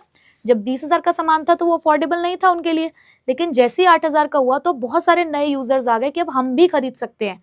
तो अल्टीमेटली आप देखो तो ओवरऑल जो मेंबर है मार्केट के अंदर, हमारे कंज्यूमर्स जो हैं वो बढ़ जाएंगे, और जैसे ही कंज्यूमर्स बढ़े मार्केट के अंदर तो ऑटोमेटिकली डिमांड भी बढ़ जाएगी। पर ये सब कुछ भी कब हुआ?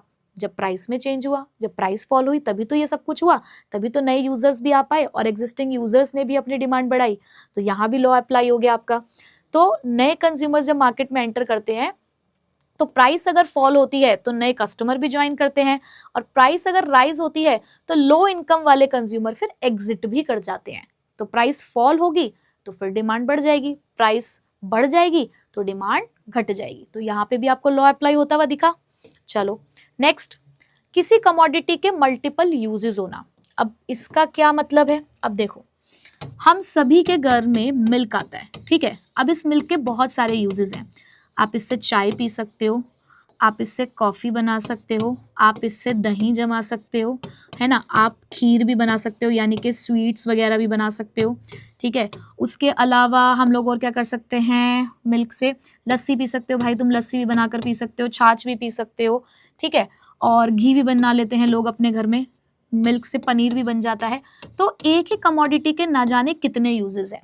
तो जब दूध मार्केट में 20 रुपये लीटर मिल रहा था, जब मार्केट में दूध 20 रुपये लीटर मिल रहा था, तो राजू के घर में रोज 10 लीटर दूध आया करता था, रोज, ठीक है। और घर में ही वो सारा सामान उस दूध से बना लिया करते थे, भर भर के चाय पी रहे हैं, कभी खीर बना रहे हैं, कभी घी निकाल रहे हैं, तो मतलब मस्त एंजॉय कर रहे थे वो वहां पर 20 रुपये लीटर दूध के साथ। लेकिन जैसे ही दूध की कीमत मार्केट में बढ़कर 50 रुपये लीटर हो गई, तो क्या अब राजू 10 लीटर ही खरीद के आएगा? नहीं। अब उसके घर वालों ने कहा नहीं, अब तो हम सिर्फ 4 लीटर ही खरीदेंगे। अब जब 4 लीटर खरीदेंगे तो जो यूजेस थे वो कम हो जाएंगे। भाई एक कमोडिटी के मल्टीपल यूजेस थे और सस्ती मिल रही थी तो हम ज्यादा खरीद के ला पा रहे थे। लेकिन जैसे ही मार्केट में उस चीज की प्राइस बढ़ी तो हमने कहा कि नहीं, अब हम ज्यादा नहीं खरीद सकते। तो आपने क्वांटिटी कम कर दी, क्योंकि आपके पास बहुत सारे यूजेस थे, आपने उन यूजेस को कम कर दिया, ठीक है। तो यहाँ हमने क्या देखा कि मल्टीपल यूजेस के टाइम पर भी हमारा लॉ जो है वो अप्लाई होता है, ठीक है। ये वो सारे फैक्टर्स थे जो ये बताते थे कि क्यों हमारा डिमांड कर्व कैसा होता है, डाउनवर्ड स्लोपिंग, ठीक है। बट कभी कभी ये डाउनवर्ड स्लोपिंग वाला इफेक्ट काम नहीं करता। कभी कभी ऐसा होता है कि हमेशा आपका जो डिमांड कर्व है वो इस तरीके से बिहेव नहीं करता कि जब प्राइस बढ़ती है तो ही डिमांड घटती है, और या प्राइस घटती है तो ही डिमांड बढ़ती है। तो उसके कुछ एक्सेप्शंस है जहां पर लॉ ऑफ डिमांड अप्लाई नहीं होता है। चलिए बच्चों, अब स्टार्ट करते हैं अब the next topic, which is change in demand and change in quantity demanded. इस टॉपिक में से एक डिफरेंस भी आपसे पूछा जा सकता है, चाहे वो चेंज इन डिमांड और चेंज इन क्वांटिटी डिमांडेड का हो, या फिर इसके जो फर्दर टाइप्स हैं, जो कैटेगरीज हैं, उसके ऊपर भी आपसे एक डिफरेंस पूछा जा सकता है। मोर ओवर, एक डायग्राम यानी कि ग्राफ बनाने का क्वेश्चन भी आपको इसी टॉपिक से मिलेगा। तो हमें पहले इस टॉपिक को पूरा अच्छे तरीके से समझना है, फिर ग्राफ को बनाना भी सीखना है, क्योंकि 6 मार्क्स तक का क्वेश्चन ग्राफ बनाना, उसकी एक्सप्लेनेशन लिखना, इससे रिलेटेड आ सकता है, ठीक है। तो सबसे पहले समझते हैं चेंज इन क्वांटिटी डिमांडेड और चेंज इन डिमांड क्या होता है। देखो, जब हम बात करते हैं चेंज इन क्वांटिटी डिमांडेड, यानी कि हमारी डिमांड चेंज तो हुई है इन टर्म्स ऑफ क्वांटिटी। तो ये जो हमारी डिमांड चेंज हुई है इन टर्म्स ऑफ क्वांटिटी, उसका रीजन क्या है? अगर इस क्वांटिटी के चेंज होने का रीजन प्राइस है तो ऐसे डिमांड का चेंज होना कहलाता है change in quantity demanded. But हम अपनी डिमांड को जब शिफ्ट कर रहे हैं due two factors other than price, यानी कि हमने अपनी डिमांड को बदला तो है, बट उस डिमांड को बदलने के पीछे रीजन उस कमोडिटी की प्राइस नहीं है। तो क्या रीजन हो सकता है उसको चेंज करने का? आपकी इनकम हो सकती है, यानी कि income of the consumer, taste and preferences of the consumer, या price of the related goods. यानी कि कमोडिटी की खुद की प्राइस को छोड़कर अगर किसी भी रीजन की वजह से आप अपनी डिमांड को चेंज कर देते हो तो उसे सिर्फ चेंज इन डिमांड कहा जाता है, कि आपने अपनी डिमांड को चेंज किया है।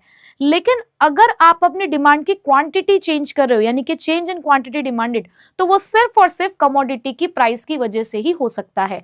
तो यहीं से इनका मीनिंग निकल कर आता है that change in quantity demanded occurs due to change in price of the same commodity, यानी कि अपनी खुद की प्राइस की वजह से अगर कमोडिटी की डिमांड चेंज हो रही है तो वो चेंज इन क्वांटिटी डिमांडेड है। But when it occurs due to change in factors other than price, लेकिन अगर फैक्टर्स अदर देन प्राइस की वजह से अगर डिमांड चेंज होगी तो वो चेंज इन डिमांड है। अब इसके क्या रीजंस हो सकते हैं और किस तरीके से डिमांड चेंज हो सकती है। जैसे कि हमने अभी पीछे पढ़ा कि जब प्राइस फॉल होती है तो क्वांटिटी डिमांडेड इंक्रीज हो जाती है, क्योंकि ये हमारे कंज्यूमर की परचेजिंग पावर को इंक्रीज कर देता है कि कमोडिटी की प्राइस फॉल हो गई है तो अब हम सेम अमाउंट ऑफ मनी में ज्यादा क्वांटिटीज परचेज कर सकते हैं। एज अगेंस्ट दिस, अगर हमारी प्राइस राइज हो जाती है तो क्वांटिटी डिमांडेड फॉल हो जाएगी, यानी कि हम जो डिमांड कर रहे हैं वो क्या हो जाएगी, फॉल। अब अगर यही रीजन हम चेंज इन डिमांड में देखें तो अगर आपकी इनकम चेंज हो गई, चाहे इनकम आपकी बढ़ रही है या घट रही है, आपके रिलेटेड गुड्स की प्राइस चेंज हो रही है, सब्स्टिट्यूट गुड की प्राइस चेंज हो रही है, कॉम्प्लीमेंट्री गुड्स की प्राइस चेंज हो रही है, आपका टेस्ट ऑफ प्रेफरेंस चेंज हो रहा है कमोडिटीज को लेकर, या हमारी पॉपुलेशन बढ़ रही है या घट रही है, तो अगर इनमें से किसी भी रीजन की वजह से अगर आपकी डिमांड चेंज हुई तो वो चेंज इन डिमांड है।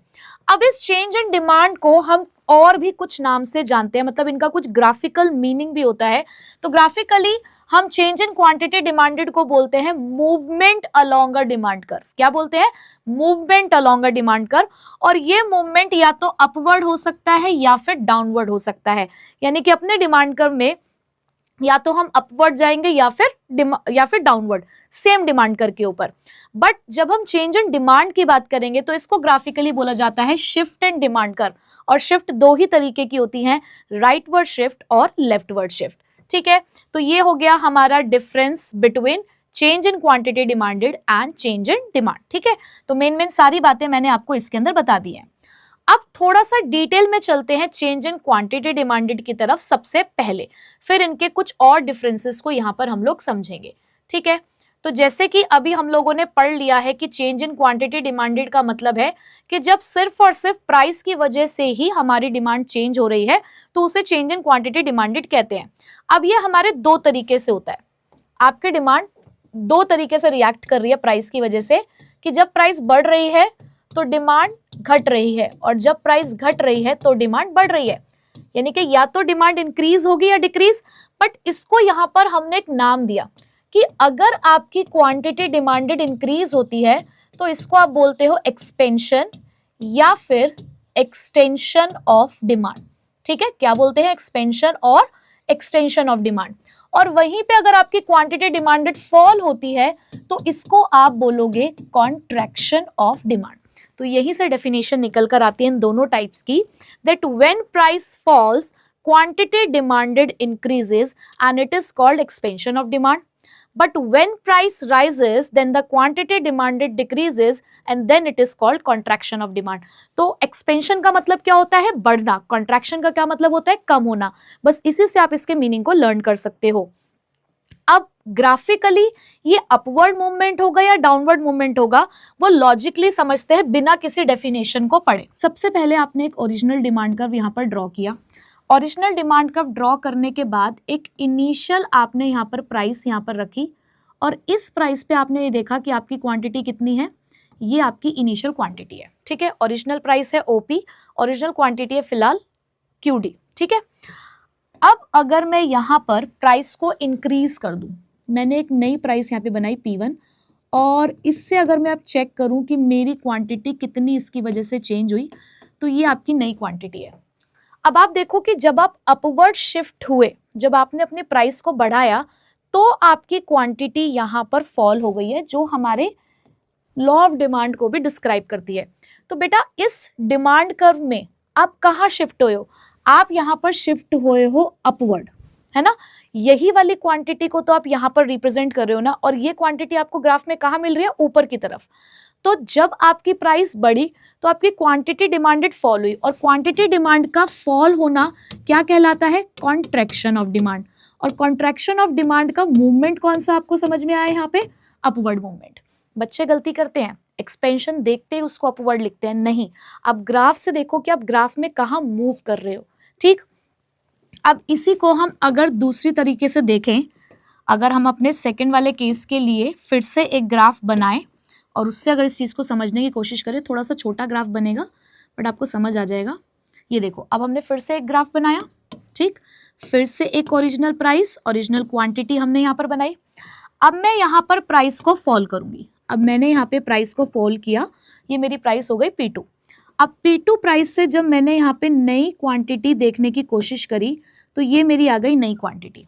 ठीक है, अब आप मुझे बताइए कि इस ग्राफ में आप कहाँ मूव करते हुए नजर आ रहे हैं कि अगर आपने प्राइस को कम किया तो आपकी क्वांटिटी डिमांडेड बढ़ गई, और इसी को आप यहाँ पर क्या बोलते हो, एक्सपेंशन।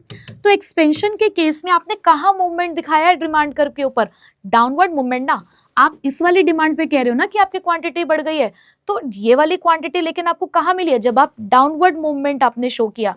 तो एक्सपेंशन को कौन सा मूवमेंट कहा जाता है, डाउनवर्ड मूवमेंट। ठीक है, तो बस आपको ये चीज ध्यान रखनी है कि कॉन्ट्रैक्शन का मतलब होता है डिमांड का कम होना, एक्सपेंशन का मतलब होता है डिमांड का बढ़ना, बट कॉन्ट्रैक्शन को हम अपवर्ड मूवमेंट कहते हैं और एक्सपेंशन को हम डाउनवर्ड मूवमेंट कहते हैं। ठीक है, तो बस यही चीजें यहाँ पर लिखी हुई हैं, एक बार रीड कर लेते हैं। एक्सपेंशन ऑफ डिमांड क्या है कि जब प्राइस फॉल होती है तो क्वांटिटी डिमांडेड बढ़ जाती है, और ये हमें डाउनवर्ड मूवमेंट शो करती है along the same demand curve. हमने डिमांड कर्व को यहाँ पर शिफ्ट नहीं किया है। ये आपको एक स्केड्यूल दिख रहा है कि जैसे कि हमारी प्राइस कम हो रही है 10, 9, 8, 7, और क्वांटिटी हमें यहाँ पर बढ़ती हुई दिखाई दे रही है। और जब आप इस तरीके से देखेंगे तो आप यही यहाँ पर फील करोगे कि जैसे जैसे क्वांटिटी बढ़ रही है आपका मूवमेंट डाउनवर्ड जाता जा रहा है। ठीक है, कॉन्ट्रैक्शन का मतलब क्या है, when price rises quantity demanded falls, और ये आपके अपवर्ड मूवमेंट को शो करता है। जैसे कि यहाँ अगर हम स्केड्यूल देखें तो अपोजिट हो जाएगा, 10, 11, 12, 13 प्राइस बढ़ रही है लेकिन क्वांटिटी कम हो रही है, 100, 90, 80, 70, और ये कौन से मूवमेंट को रिप्रेजेंट करेगा, अपवर्ड मूवमेंट को रिप्रेजेंट करेगा। ठीक है, अब आ जाते हैं शिफ्ट पर। अब शिफ्ट को किस तरीके से समझना है उसको भी मैं यहाँ पर आपको ग्राफ की मदद से बताती हूँ। कोई डेफिनेशन नहीं पढ़ेंगे, सिर्फ लॉजिकली चीज़ों को समझेंगे। ग्राफ बनाना ऐसे ही सीखना है, कोई रट्टा नहीं मारना। पूरी माइक्रो इकोनॉमिक्स आप खुद से समझ के लिख सकते हो बिना कुछ याद किए, सिर्फ समझना है आपको कॉन्सेप्ट को। चलो, ओरिजिनल डिमांड कर्व्स यहाँ पर बन गए हैं। ठीक, अब एक चीज़ जो आपको यहाँ पर ध्यान रखनी है, हमने यहाँ पे क्वांटिटी डिमांडेड ऑफ एक्स लिखा है, हमने यहाँ पर प्राइस ऑफ एक्स लिखा है, यानी कि जिस कमोडिटी की डिमांड है उसी कमोडिटी की प्राइस है। ठीक, ये चीज हम ध्यान रखेंगे। चलो, ये बात तो हो गई।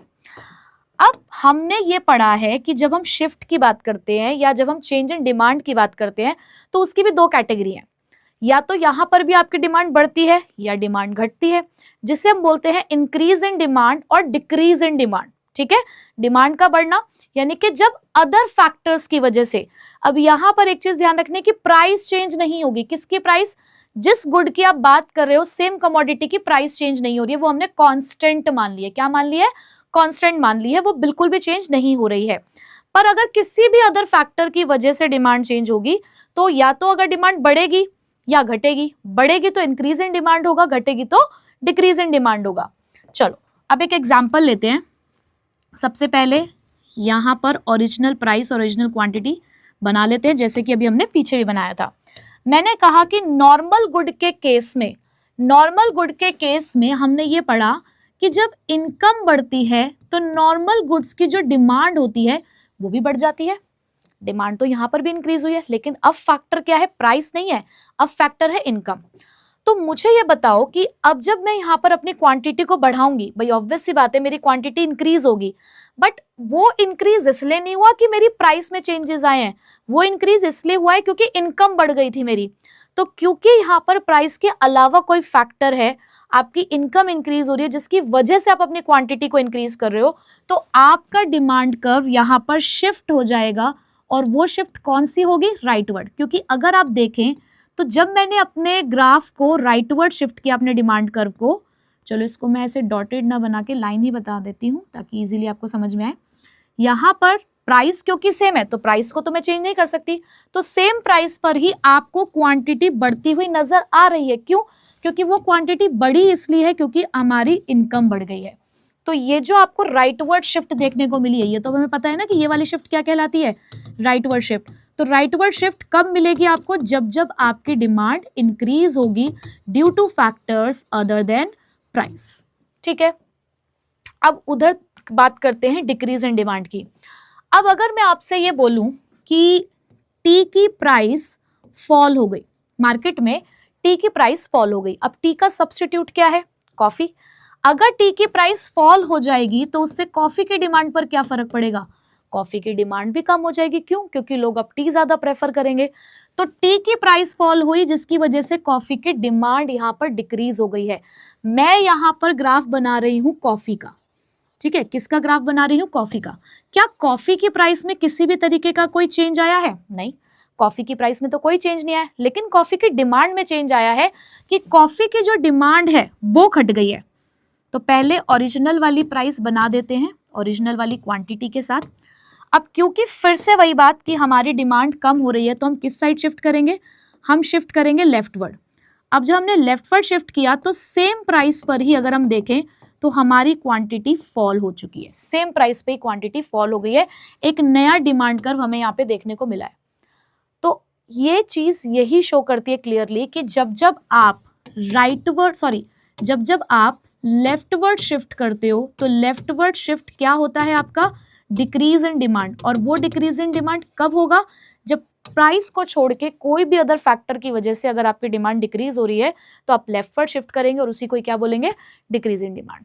ठीक है, तो बिल्कुल सिंपल है, एकदम क्लियर। अब एक बार इसको भी पढ़ लेते हैं, क्या कह रहा है इसमें कि शिफ्ट इन डिमांड कर्व क्या होता है? If the demand changes due to the factor other than price of the same commodity, same commodity के लिए ही अगर डिमांड शिफ्ट हो रही है किसी भी अदर फैक्टर्स की वजह से तो उसे शिफ्ट इन डिमांड कर्व कहते हैं। और वो फैक्टर्स क्या क्या हो सकते हैं? इनकम का बदलना, टेस्ट और प्रेफरेंस का बदलना, रिलेटेड गुड्स की प्राइस का चेंज होना, पॉपुलेशन का चेंज होना, फ्यूचर प्राइस एक्सपेक्टेशंस या फिर गवर्नमेंट की पॉलिसीज। इंक्रीज इन डिमांड जिसको राइटवर्ड शिफ्ट कहते हो, तो जब ज्यादा क्वांटिटी डिमांड करोगे सेम प्राइस पर तो उसको इंक्रीज इन डिमांड कहते हैं। अब डिमांड बढ़ने के रीजन कौन से हो सकते हैं? This is very important. कब कब आपका डिमांड कर्व राइटवर्ड शिफ्ट करेगा? जब जब डिमांड बढ़ेगी। अब इसको रट्टा मारोगे? नहीं, लॉजिकली सोचो ना।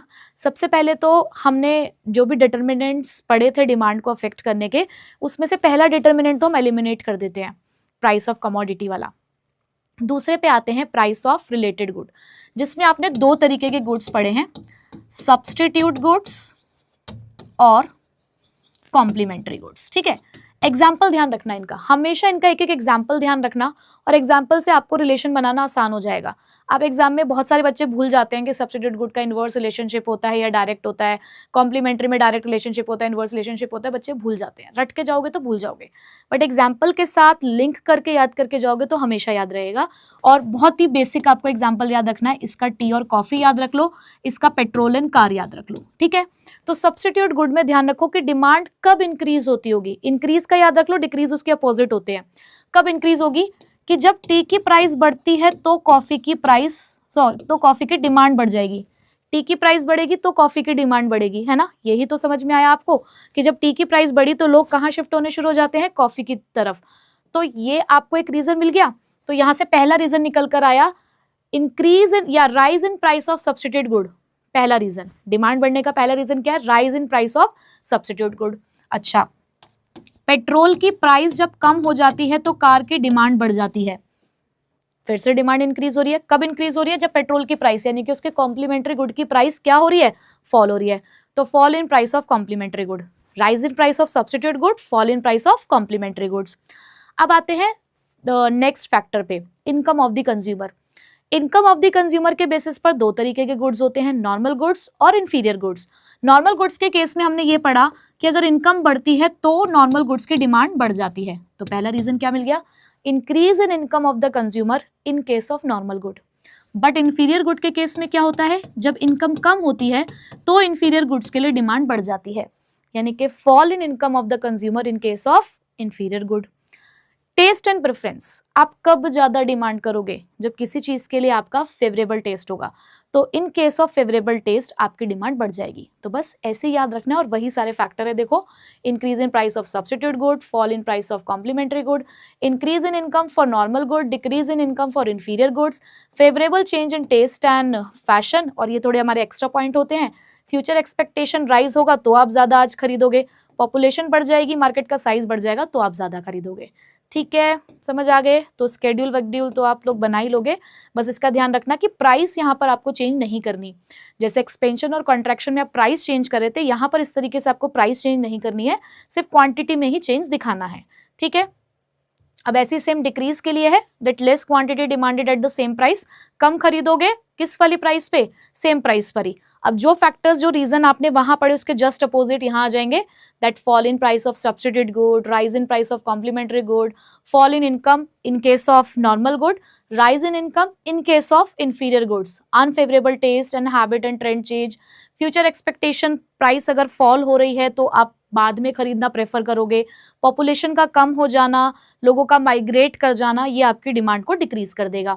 यहाँ पर भी जब स्केड्यूल बनाओगे प्राइस कांस्टेंट रखोगे, बस डिमांड को यहाँ पर फॉल होता हुआ दिखाओगे। ठीक है, तो ये भी क्लियर हो गया। अब अगर आपसे डिफरेंस पूछा गया तो इस तरीके से पूछा जा सकता है कि एक्सपेंशन और इंक्रीज में डिफरेंस करो। तो सबसे पहले हमेशा आपको मीनिंग लिखना है, फिर उसके रीजन बताना है कि यहाँ पे प्राइस चेंज, अब प्राइस चेंज आप यहाँ पे क्लियरली बताओगे कि एक्सपेंशन कम होता है due to fall in price, आप ऐसे लिखोगे फॉल इन प्राइस। यहाँ पे भी रीजन आपको क्लियर लिखने हैं कि due to rise in income of the consumer in case of normal good, rise in price of substitute good, fall in price of complementary good, तो वो आपको क्लियर लिखना है यहाँ पे। ठीक है, उसके बाद इनका नाम बता देना कि ये मूवमेंट होता है, और ये कौन सा मूवमेंट होता है, ये होता है हमारा डाउनवर्ड मूवमेंट। और शिफ्ट वाले केस में क्या लिखोगे, ये कौन सा वाला मूवमेंट होता है, ये होता है हमारा राइटवर्ड मूवमेंट। ठीक है, तो इस तरीके से आपने डिफरेंस लिखना है। बहुत बेहतर होगा अगर आप इसके साथ साथ स्केड्यूल भी बनाकर आ जाओगे और डिमांड कर्व भी अगर यहाँ पर शो कर दोगे, दोनों का मतलब डायग्राम भी बना दोगे, तो आपका डिफरेंस बहुत अच्छा लगेगा, प्रेजेंटेबल भी अच्छा रहेगा, मार्क्स भी आप ज्यादा स्कोर कर पाओगे, यानी कि फुल मार्क्स स्कोर करने के चांसेस बढ़ जाएंगे अगर आप साथ में स्केड्यूल बना देंगे और डायग्राम भी। स्केड्यूल में बस यहाँ ध्यान रखना है कि यहाँ प्राइस फॉल करनी है, क्वांटिटी बढ़ानी है, यहाँ प्राइस सेम रखनी है और क्वांटिटी बढ़ानी है। सेम आपको इसी तरीके से कॉन्ट्रैक्शन और डिक्रीज इन डिमांड के लिए करना है, पहले मीनिंग, फिर रीजन, फिर ग्राफिकली वो कैसे मूव करते हैं, ये अपवर्ड मूव करता है, वो लेफ्टवर्ड मूव करता है, स्केड्यूल और डायग्राम। ठीक है, चलो यहाँ तो हम सारी बातों को समझ गए। अब यहाँ से आपके बहुत बेहतरीन वाले क्वेश्चन शुरू होते हैं और बहुत इंपॉर्टेंट है, आपसे पूछे जा सकते हैं एग्जाम में, और इसके अंदर आपको ध्यान रखना है कि आपको प्रेजेंट कैसे करना है। तो एक पूरा क्वेश्चन मैं आपको प्रेजेंट करके बता रही हूँ, बाकी के क्वेश्चन की प्रेजेंटेशन आपको खुद से करनी है, वो आपका होमवर्क रहेगा। ठीक है, तो एक की प्रेजेंटेशन मेरी तरफ से, बाकी की प्रेजेंटेशन आपकी तरफ से। तो क्वेश्चन किस तरीके का पूछा जा सकता है, क्वेश्चन आया, show the effect of rise in price of substitute goods with the help of diagram। उन्होंने बोला कि अगर सब्स्टिट्यूट गुड्स की प्राइस इंक्रीज होती है तो उसका क्या इफेक्ट पड़ेगा डिमांड पर, और उसको ग्राफिकली आप कैसे दिखाएंगे, वो आपको प्रेजेंट करना है। ये क्वेश्चन 3 नंबर का आपका आ सकता है, और इसके साथ अगर एक और पॉइंट ऐड हो गया तो 6 नंबर तक में आपसे ये इफेक्ट पूछे जा सकते हैं। अब इसको प्रेजेंट करने का तरीका क्या होता है, मैं बहुत समय लगाकर आपको ये बात बता रही हूँ, लेकिन फुल मार्क्स आएंगे अगर आपने इस तरीके से आंसर को प्रेजेंट किया। तो जब भी आपसे इस तरीके का क्वेश्चन पूछा जाएगा, आपको पहले एग्जामिनर को ये समझाना है कि ये है क्या, सब्स्टिट्यूट गुड्स क्या होते हैं। बच्चा डायग्राम सोच के डायग्राम बना के खत्म कर देता है कि बस उस डायग्राम में उसको 3 नंबर मिल जाए। इतना आसान नहीं होता बेटा नंबर लेना। आपको सबसे पहले क्या बताना है, आपको सबसे पहले ये बताना है कि सब्स्टिट्यूट गुड्स क्या होते हैं। तो सब्स्टिट्यूट गुड्स क्या होते हैं, those goods which are used, या फिर इसको और हम सही से लिखें तो which can be used in place of each other। ठीक है, सब्स्टिट्यूट गुड्स वो गुड्स होते हैं जो एक दूसरे की प्लेस पर इस्तेमाल किए जा सकते होंगे। उसके बाद आपने इसके अंदर एक एग्जाम्पल लिखना है, for example T and coffee. ठीक, उसके बाद तीसरा पॉइंट आप ये बनाएंगे कि इसके बीच में कैसा रिलेशनशिप होता है। आप लिखेंगे there is a direct relationship between price and demand of substitute goods. There is a direct relationship between price and demand of substitute goods, और इसको आपने कर दिया अंडरलाइन। ठीक, उसके बाद आपने यहाँ पर क्या करना है, इसी एग्जाम्पल को, अब क्योंकि आपने डायरेक्ट रिलेशनशिप बोला है, अब आपसे क्या पूछा गया, अब आपसे ये पूछा गया है कि rise in price of substitute good की वजह से क्या होगा। अब आप यहाँ पे लिखेंगे due to rise in price of substitute goods, due to rise in price of substitute goods से T, then the demand for its substitute, say coffee, will rise। अब आपने क्या बता दिया है कि क्योंकि अगर सब्स्टिट्यूट गुड, सपोज करो कि एक सब्स्टिट्यूट गुड टी है, अगर उसकी प्राइस राइज हो जाती है तो उसकी वजह से जो उसका सब्स्टिट्यूट गुड है कॉफी, उसकी डिमांड क्या हो जाएगी, इंक्रीज हो जाएगी। तो आपने यहाँ पर इस चीज को अंडरलाइन कर देना है कि प्राइस किसकी बढ़ रही है, प्राइस बढ़ रही है टी की, जिसकी वजह से डिमांड किसकी बढ़ रही है, डिमांड बढ़ रही है कॉफी की। ठीक, पहले स्क्रीनशॉट ले लीजिए क्योंकि मैं इसके आगे के पॉइंट्स अभी लिखने वाली हूँ। तो आई होप आप लोगों ने स्क्रीनशॉट ले लिए होंगे। हमने कितने पॉइंट्स बना दिए, हमने 4 पॉइंट्स बना दिए बिना कुछ रट्टा मारे, सिर्फ जो हमने समझा है वही यहाँ पर लिखा है। अब आप उसके बाद नेक्स्ट पॉइंट क्या बनाएंगे, नेक्स्ट पॉइंट अब आप यहाँ पर बनाएंगे, अब आपने ये तो लिख दिया कि डिमांड बढ़ जाएगी। Due to this the demand curve of coffee shifts rightwards. ठीक है, और इसकी वजह से क्या होगा कि जो डिमांड कर्व है आपके कॉफी का वो कहाँ शिफ्ट करेगा, राइटवर्ड शिफ्ट करेगा।